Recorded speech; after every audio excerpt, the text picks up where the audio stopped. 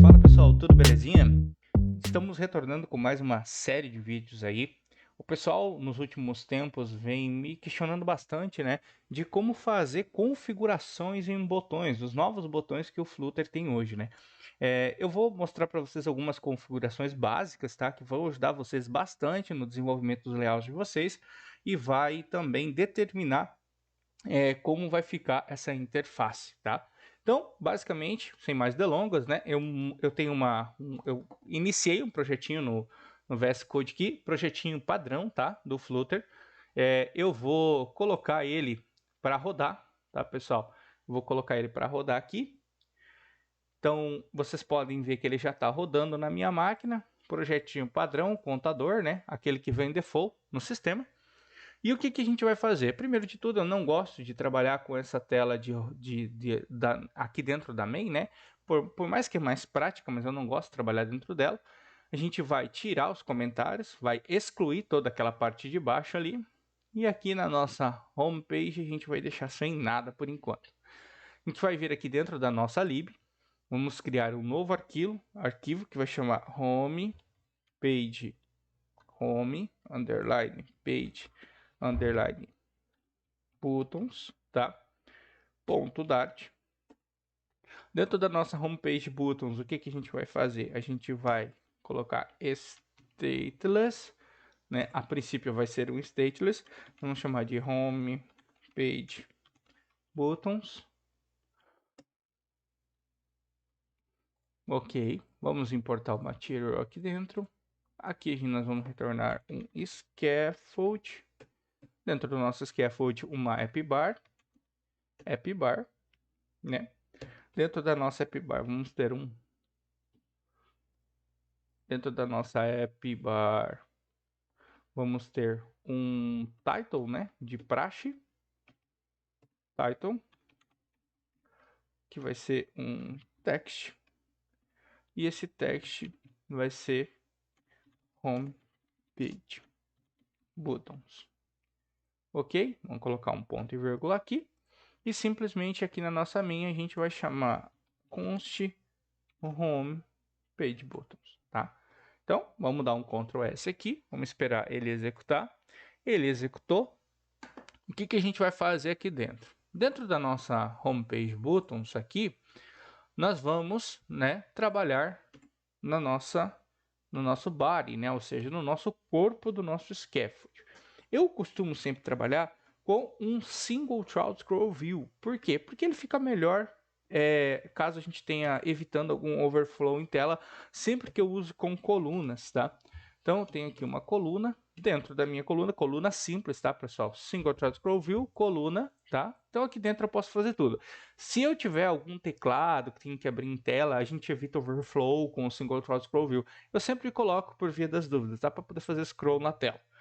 Vamos colocar os filhos da nossa coluna e o nosso primeiro filho aqui, para a gente deixar isso aqui tudo mas ainda centralizado. Vocês podem ver que, falando um pouquinho de layout, eu vou colocar um filho aqui só para vocês entenderem o que, que vai acontecer. Eu vou colocar um elevated button, tá? Nosso elevated button padrão. Vamos colocar aqui.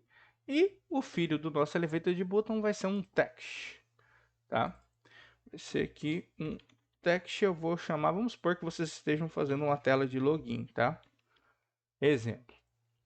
Dei um Ctrl S aqui dentro, o nosso ficou aqui em cima colado na nossa pergunta, mas não é isso que eu quero, né? Não é isso que eu quero.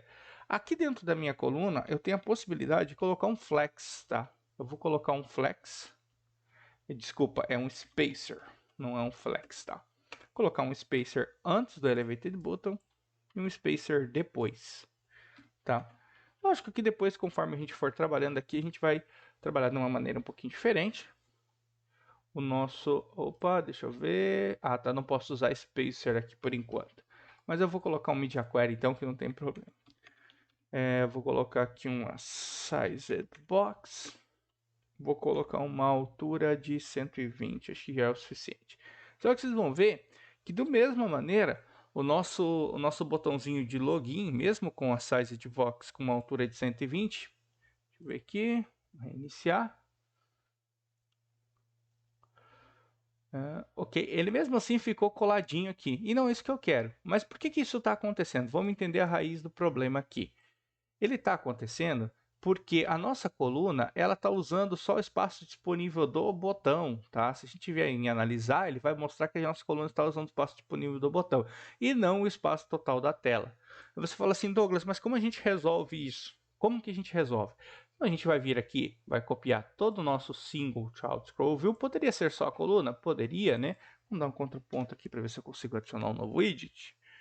Wrap widget. Então aqui, ó, dentro aqui. Então dentro aqui a gente vai colocar aqui, ó, simplesmente vai ser um container, tá, pessoal? E vocês já vão entender o porquê de um container, tá? Dentro do nosso container, a gente vai colocar um width. O que é o width? Mas para a gente poder usar esse width, eu não quero que esse width seja fixo. Eu quero que ele se altere dependendo do tamanho da minha tela. E para fazer isso, nós vamos primeiro declarar uma variável. Aqui em cima vamos chamar de size, tá? Size, tamanho, né? Vamos chamar o nosso media query, e não é esse media query que eu quero. Ponto of context, né? Vamos colocar o context aqui dentro. Ponto size.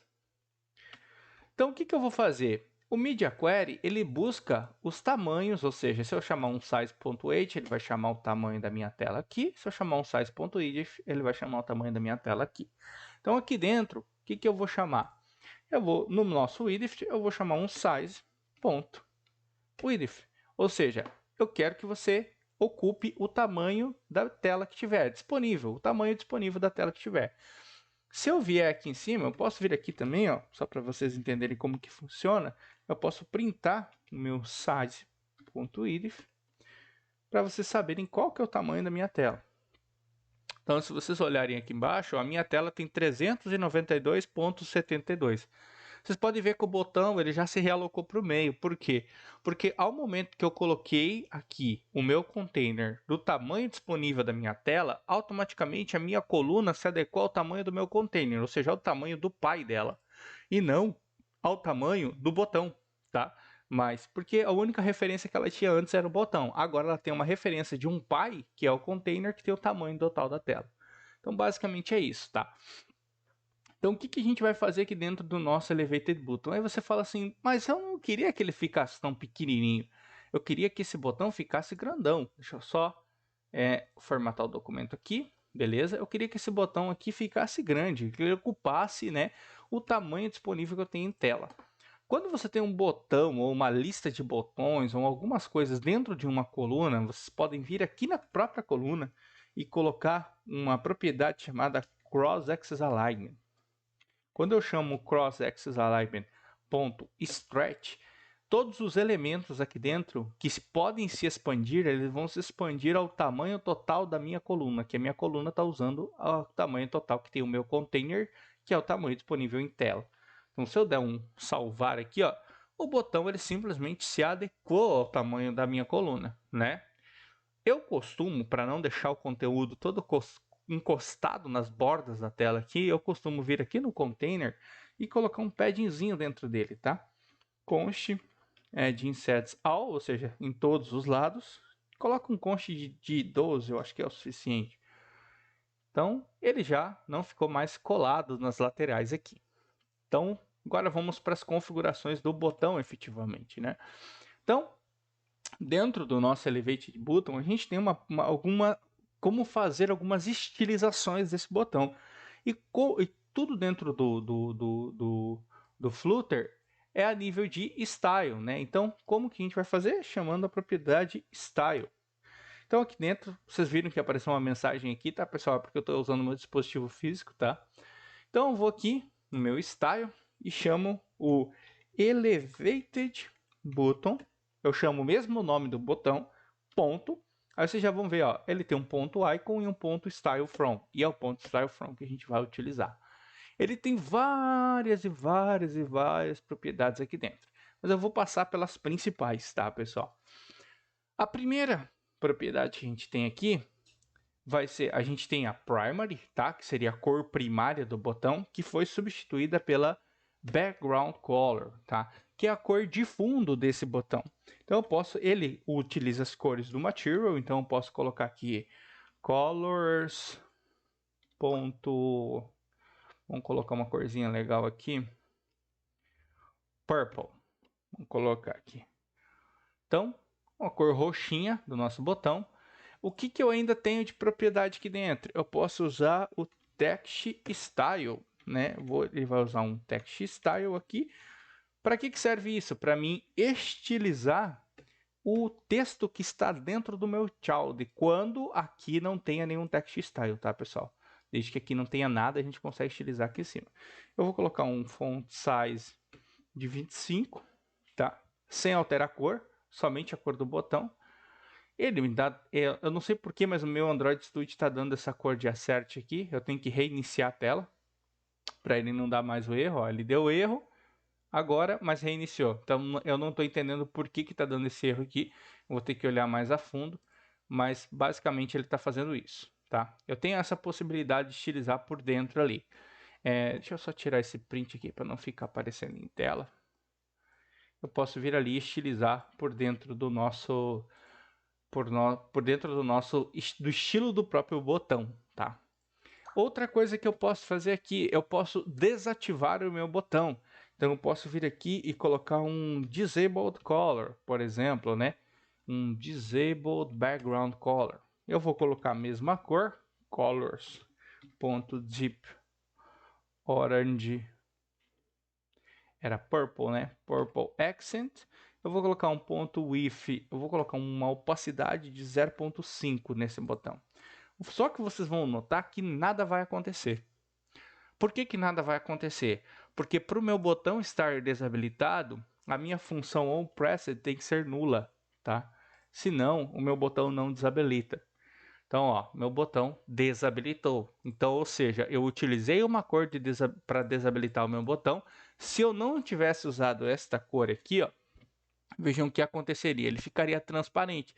Dá aquela sensação de que o botão está desabilitado, mas não é uma coisa tão visualmente bonita. Então eu coloco uma Disabled Color, tá? E ele desabilita o meu botão. Eu poderia colocar também uma Foreground Color, só que a Foreground Color utiliza um Material Properties e é um pouquinho mais complicado de configurar. Pode ser um tema para uma próxima aula, mas eu vou usar agora uma outra propriedade. Fala assim, mas eu queria que ele fosse mais redondinho. Então a gente vem aqui e utiliza, por exemplo, o shape, tá? Usando uma rounded rectangle border, utilizando border radius ponto circular de 20, por exemplo. Você pode ver que o meu botãozinho ele vai ficar mais oval. Então, assim, essas são algumas propriedades que a gente pode utilizar dentro do Style From. E tem uma que é bem bacana, que é o próprio padding, né? Eu posso colocar aqui um const add insets.only. Eu quero na esquerda 70 e na direita 70. Ele ainda... Por que não aconteceu nada, tá, pessoal? Porque ele está respeitando o que eu tenho no meu Cross-Axis Alignment aqui em cima. Se eu vier aqui e comentar, ó, veja que o nosso botãozinho diminuiu.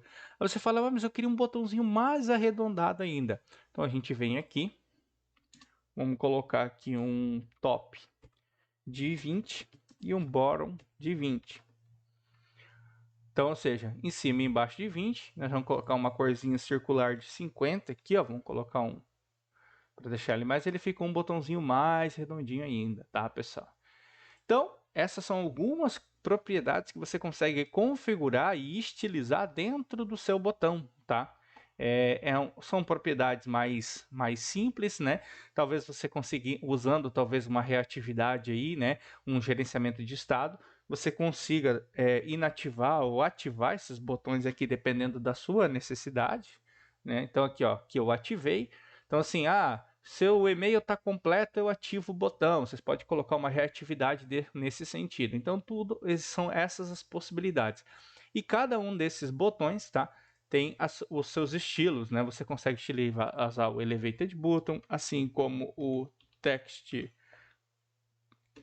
Button, assim como também o Outlined Button, né? Que é um botão um pouquinho diferente, mas todos eles seguem o mesmo padrão. Para mim, estilizar sempre o mesmo nome do botão, ponto style from. Ele chama essa propriedade estática aqui, que faz a incrementação de quase tudo isso daqui. Alguma coisa me impede de eu colocar o estilo no botão aqui embaixo? Não. Eu posso usar o Elevated Button .icon com esses estilos? Lógico que pode. A única diferença é que você precisa colocar as coisas padrões neles, que é o label, né? Aqui embaixo e o text. Então, precisa acrescentar nisso. Mas nada impede que você utilize a estilização própria para cada botão. Eu posso fazer no main também, mas fica a meu critério. Mas é isso aí, pessoal. A aulinha está ficando um pouquinho longa já. Eu já falei bastante aqui. E se vocês quiserem saber alguma coisa sobre outros tipos de estilo, outros botões, como utilizar tudo no main, me escrevam aí nos comentários, se inscrevam no canal também para ajudar a gente e deem o like assim que vocês puderem, tá ligado? Vamos lá então, fiquem bem, espero que todos fiquem bem e nos vemos na próxima aula. Valeu, pessoal!